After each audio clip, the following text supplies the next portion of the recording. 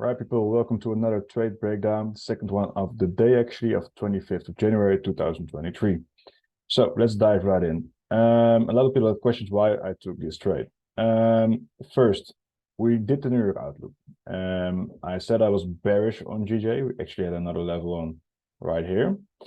And I want to see some resistance to form here or there. Well, here it got broken at around 130. So in my opinion, that wasn't the strongest.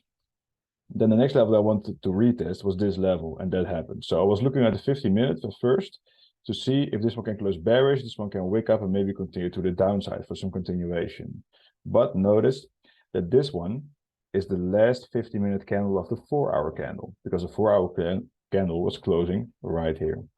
So I decided 5 minutes before the 4-hour candle that I won't enter this trade if it would break this own low, but it didn't.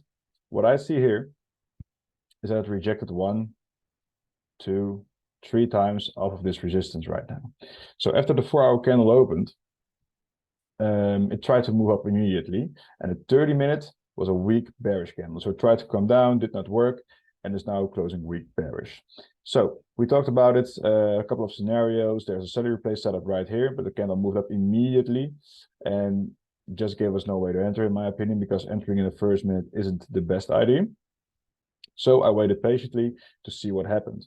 My bias for the afternoon was pretty bearish, and that gave me the confidence to say, okay, if you move up here, boom, we come below its own low, I want to take an entry. So what I did,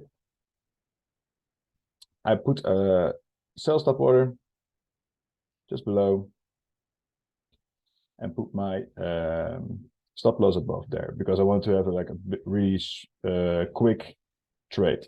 So my entry was actually, yeah, around there or something, but okay. My stop loss was around here, boom. And I decided to close 90% at my 1-to-1. So why did I take that trade, right? We moved up, didn't have the volume to get in.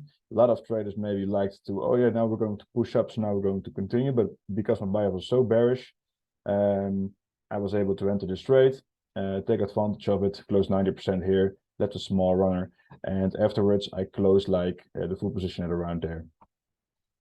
So yeah, it was a pretty successful trade, but the only way that I could have executed is because I was so confident that my bearish bias was going to play out after we couldn't break above, trapping all those buy liquidity over here, boom, now pushing down, getting everyone out of the move, and now the move is going to happen.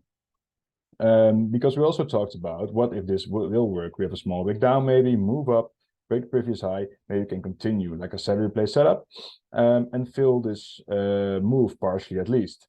But as we did not get that entry, and I am a little bit bearish on GJ this afternoon, I took the opposite trade. Right now, every seller is in right here, and now it's moving up, getting enough liquidity here to get back up into the range. So was it a good trade? Yes, in my opinion, it was a good trade. It was a little bit aggressive. I do get that. But in the end, we profited, took profit on the right levels. Left a small runner, did not work, unfortunately, because it had to create a new low, didn't do that, came back up. So now we're here. Happy with the outcome of this trade, looking for another opportunity, but not very likely that I would take another trade today because it's already 4 o'clock. I think the best to be waiting for London session tomorrow morning to get into other trades.